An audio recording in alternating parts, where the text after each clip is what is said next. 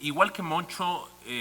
no es la primera vez que me piden que hable de lo mejor de una de las reuniones. Sin embargo, ahora se pasaron, como dicen, porque me avisaron 6 meses después de pasado el evento, de tal forma que, pues además del sesgo propio que tengo como clínico, pues la verdad es que les voy a mostrar lo que a mí me llamó la atención sin saber que tenía que presentar lo mejor de la Semana Europea. Y tal vez de las mejores cosas que vi fue este hospital de San Pablo, que tiene prácticamente la misma edad que el Hospital General de la Ciudad de México,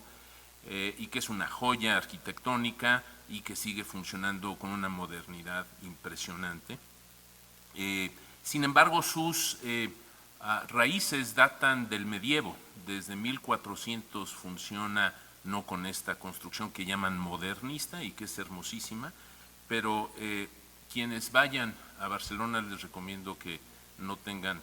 duda en poner esto dentro de su agenda.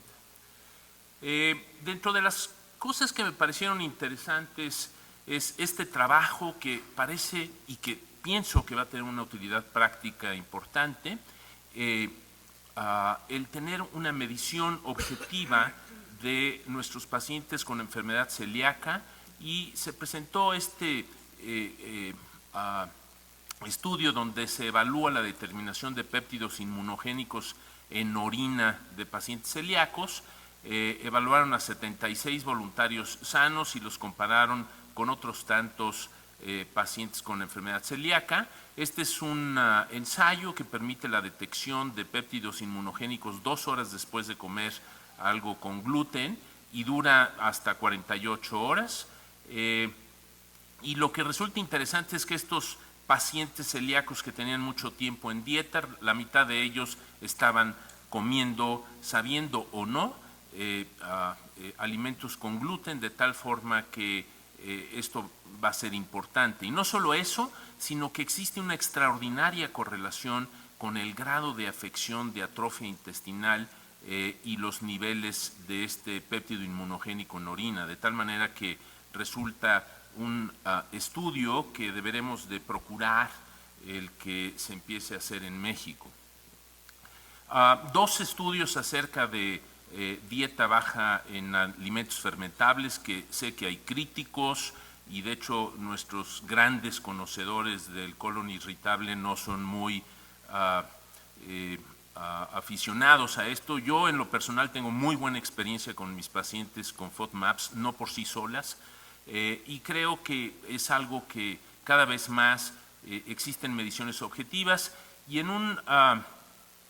trabajo en donde se evalúa pacientes con FODMAP y con probióticos en forma por separado y en forma conjunta, se evalúan de nuevo, como Moncho lo presentó, en forma global, preguntándoles si se sentían mejor o no, pero también con un índice objetivo, y resulta que ambos tratamientos son efectivos para disminuir las molestias en general, pero cuando se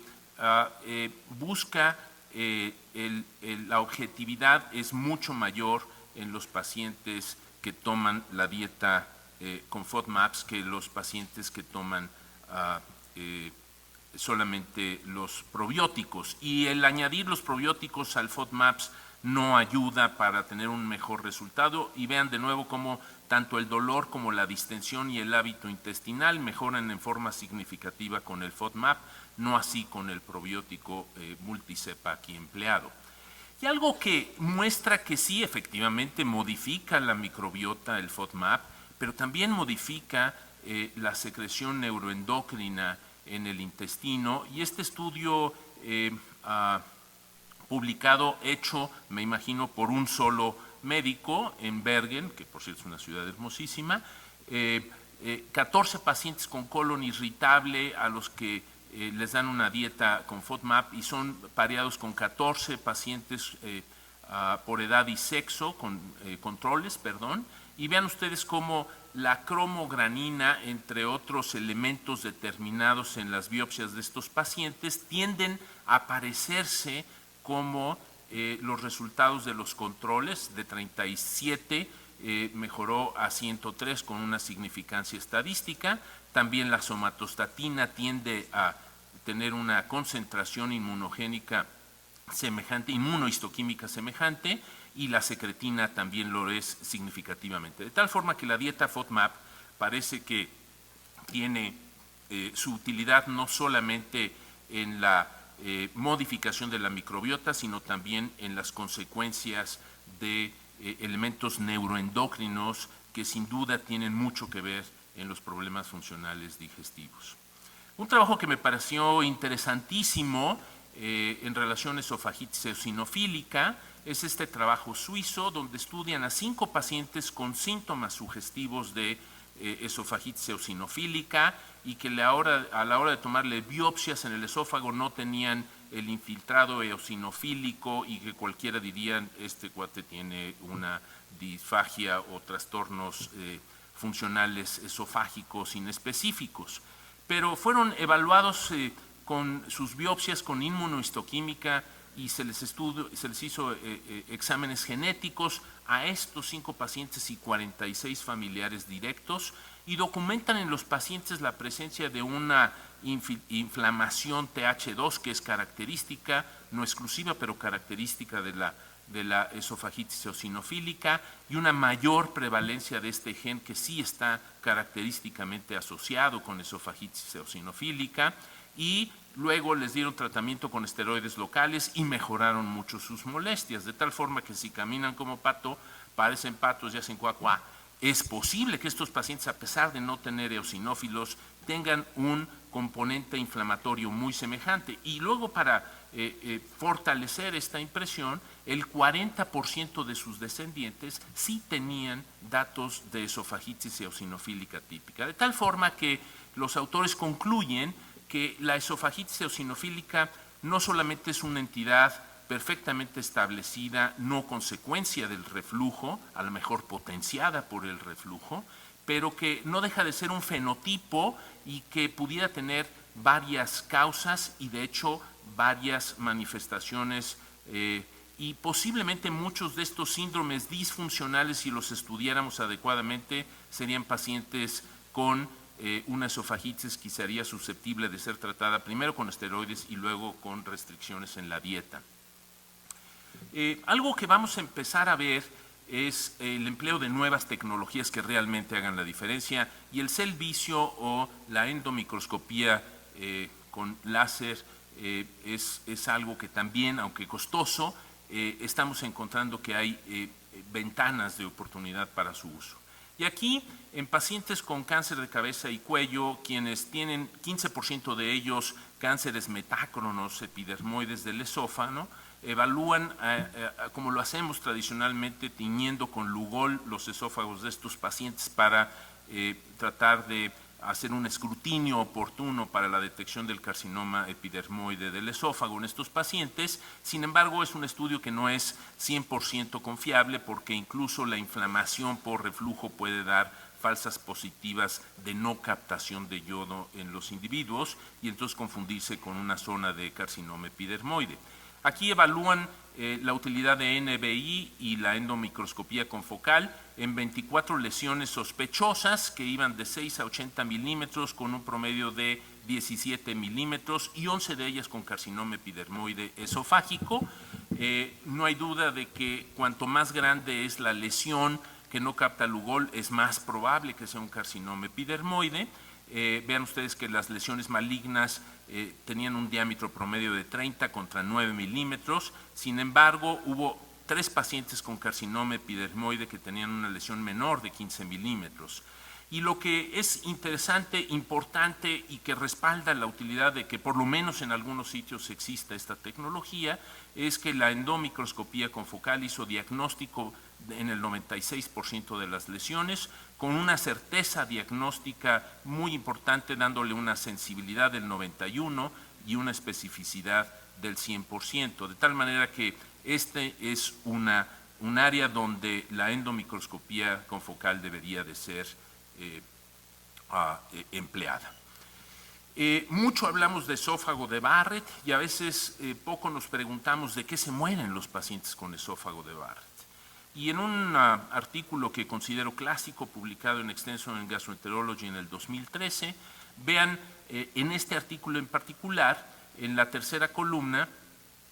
cómo el porcentaje de pacientes que tienen esófago de Barrett de más de 3 centímetros, solo el 43 o el 4.5% de ellos mueren por cáncer de esófago y mueren más por otros tipos de cáncer que por cáncer de esófago y de cánceres de tubo digestivo. Pero más aún, los pacientes mueren de enfermedad cardiovascular. De tal forma que cuando vemos al paciente no solamente debemos de pensar en la endoscopía, sino en cuidar los otros aspectos que pueden causarle la muerte. Y esto es algo que es consistente en este resumen de las experiencias de diversos grupos, en donde pueden ver que es mucho mayor la mortalidad por afección cardiovascular, como aquel estudio clásico de Stuart Speckler, donde 10 años después de haber estudiado a individuos que habían sido operados por funduplicatura tuvieron mucho más mortalidad por infarto de miocardio que por esófago de Barrett. Lo digo a propósito porque voy a presentar 3 estudios que me parecen importantes en relación a esófago de Barrett. El primero es la utilidad de un antígeno que es fácilmente, porque se mide con ELISA, determinado en suero, para diferenciar antígeno de carcinoma epidermoide esofágico para detectar esófago de Barrett. Y este es un estudio holandés de la Universidad Libre de Ámsterdam, en donde estudiaron 231 pacientes, la mitad de ellos con esófago de Barrett y otros tantos controles, donadores de sangre y pacientes con reflujo sin esófago de Barrett. Establecieron 2 niveles de corte en el área bajo la curva para diferenciar esófago de Barrett de los que tenían esófago de Barrett con displasia o con carcinoma temprano, y otro para diferenciar esófago de Barrett de los que solamente tienen enfermedad por reflujo. Hicieron en algunos de ellos inmunohistoquímica y encontraron que el tejido cardial es negativo para este antígeno del carcinoma epidermoide. Y vean ustedes cómo para diferenciar esófago de Barrett de carcinoma temprano, perdón, esófago de Barrett con carcinoma temprano o con displasia de alto grado versus reflujo, es bastante útil este antígeno, con una sensibilidad del 92% y una especificidad del 75% y una P ampliamente significativa. Y la razón de momios para quien tiene este antígeno positivo es de 33 veces más de tener una displasia o un carcinoma temprano. Y también lo es útil para diferenciar de la enfermedad por reflujo. De tal manera que esto me parece que de nuevo es algo que se antoja que es tecnológicamente factible de realizar y que pudiera ser de gran utilidad. Luego, un estudio multicéntrico también liderado por la Universidad Libre de Ámsterdam en relación a identificar los factores predictivos de aquellos pacientes con esófago de Barrett que van a desarrollar carcinoma por el esófago de Barrett, y entonces se estudian en forma prospectiva desde el año del 2000, creo, 1.003 pacientes con esófago de Barrett de más de 3 centímetros que en aquel entonces no tenían displasia de alto grado o carcinoma temprano, y el propósito fue determinar la incidencia de estos a la vuelta del seguimiento, y ahora mismo tienen 7 años de seguimiento con un intervalo de 3 hasta 11 años. 52 de estos 1.003 pacientes, o solo el 5% desarrollaron displasia de alto grado o carcinoma temprano, y cuando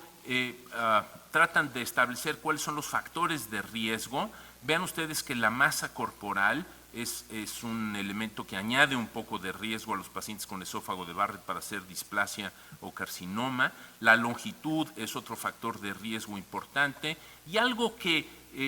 Jacques Bergman, que es tal vez el líder de esófago de Barrett en la Universidad Libre de Ámsterdam, ha insistido mucho en aquellos pacientes que tienen displasia de bajo grado en forma persistente, que no mejoran con inhibidores de bomba, tiene una razón de momios de casi 3 veces, 2,5 veces, o sea, 250 veces más riesgo de hacer cáncer o displasia estos pacientes que los que no tienen displasia de bajo grado. Y el empleo crónico de inhibidores de bomba en estos pacientes con reflujo es el único factor protector para desarrollar carcinoma temprano o displasia. Luego, algo que vamos a empezar a ver también, la nueva tecnología, es lo que llaman el EndoBrain, que son softwares que ayudan a la interpretación de lesiones no muy claras o obvias en la endoscopía, y esto en cáncer gástrico tiene una particular potencialidad.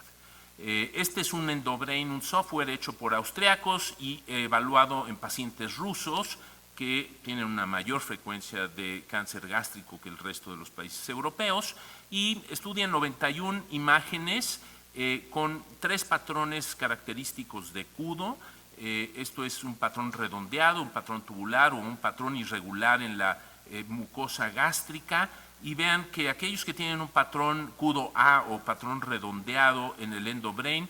16 tienen una mucosa normal y 9 tienen una gastritis crónica intrascendente. Aquellos que tienen un patrón tubular o Kudo B, 22 tienen metaplasia intestinal y 9 tienen metaplasia pseudopilórica, y los que tienen un patrón irregular, 9 tienen displasia de alto grado y 26 adenocarcinoma. De tal forma que esto es un nuevo elemento que para ayudar a nuestros endoscopistas que están buscando la forma de hacer disecciones submucosas y nada más no lo hacen porque no encuentran los pacientes, creo que en la medida que nosotros seamos capaces de detectar con oportunidad el cáncer gástrico temprano, podremos entonces darles oportunidad a que los endoscopistas terapéuticos de altos vuelos tengan pacientes para hacerles estas disecciones submucosas. Y vean ustedes cómo tienen una muy buena sensibilidad, especificidad, un valor predictivo positivo, no solamente para neoplasia, sino para metaplasia intestinal. 2 estudios en relación a colonoscopía, me parece que son estudios muy importantes, hechos en uno de los 6 centros de escrutinio para detección oportuna de cáncer de colon en Inglaterra. Este es el centro del norte de Inglaterra, en donde tienen muy bien determinados los elementos para evaluar la utilidad de estos estudios. En 263,000 pacientes estudiados, solamente 147 tuvieron alguna perforación, lo que es el 0.06%, y el 70% de estas perforaciones ocurrieron ante un procedimiento terapéutico, pero lo más importante es que las diagnósticas fueron las que tuvieron una colonoscopía, mayor morbimortalidad, mayor tiempo de necesidad de estar hospitalizados y de terapia intensiva. Y en este mismo sentido, el mismo grupo reporta la frecuencia de hemorragia después de polipectomía, y este es de 0.3%, 0.06 perforaciones, 0.3%, y la mayoría de ellas son resueltas endoscópicamente sin la necesidad de endoscopía. Un estudio sobre el nuevo síndrome, o el síndrome que hemos reclasificado ahora como enfermedad aguda en enfermedad crónica, o acute on chronic liver failure, donde hay una inflamación sistémica, no solamente una descompensación muy común en los alcohólicos. Este es un estudio portugués. Esta es la escala de puntaje, que es una escala muy sencilla que se puede hacer en urgencias al ingreso de los pacientes. Y este es un estudio portugués en donde se comparan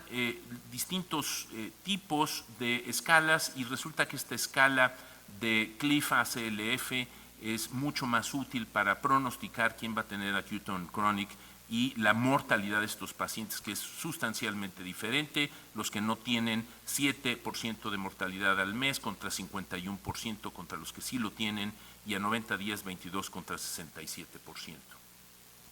De tal forma que para cumplir con el tiempo quisiera hacer